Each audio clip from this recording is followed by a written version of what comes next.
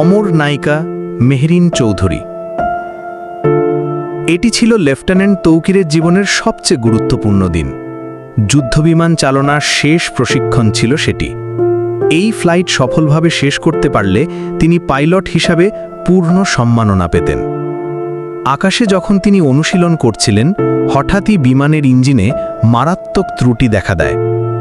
তিনি সর্বশক্তি দিয়ে বিমানটিকে নিয়ন্ত্রণে আনতে চেষ্টা করেন, কিন্তু কোনোভাবেই বিমানকে স্থির রাখা সম্ভব হয়নি। বিমানের নিচে ছিল একটি স্কুল।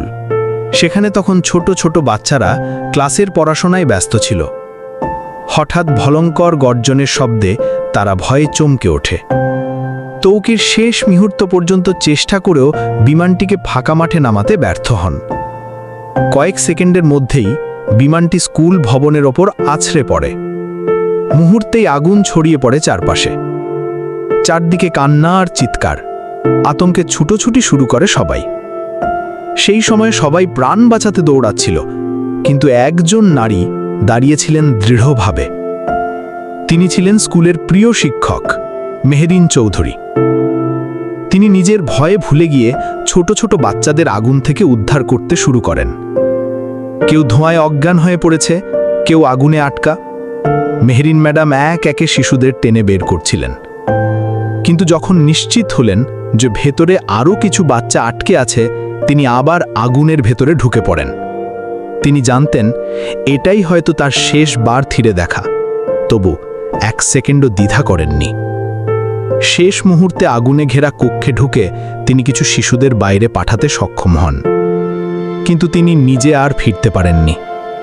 আগুনের লেলিহান শিখার মাঝে অমর হয়ে থাকলেন মেহরিন চৌধুরী। এই দুর্ঘটনায় লেফটেন্যান্ট তৌকির এবং কয়েকজন শিশু প্রাণ হারায়। অনেকেই আহত হয়, কিন্তু যারা বেঁচে আছে তাদের জীবন বাঁচানোর পেছনে চিরকাল থাকবে এক নাম, মেহরিন চৌধুরী। আজও মানুষ তার নাম শ্রদ্ধার সঙ্গে স্মরণ করে, কিন্তু প্রশ্ন থেকে যায়, এমন একজন সাহসী নারী যিনি নিজের জীবন দিয়ে শিশুদের বাঁচিয়েছেন, কেন এখনও বাংলাদেশের পক্ষ থেকে কোনো রাষ্ট্রীয় সম্মাননা পাননি? তিনি তো আমাদের জাতির গর্ব হওয়ার কথা ছিল। তার বীরত্ব আর ত্যাগের কাহিনী প্রজন্মের পর প্রজন্মকে অনুপ্রাণিত করতে পারত।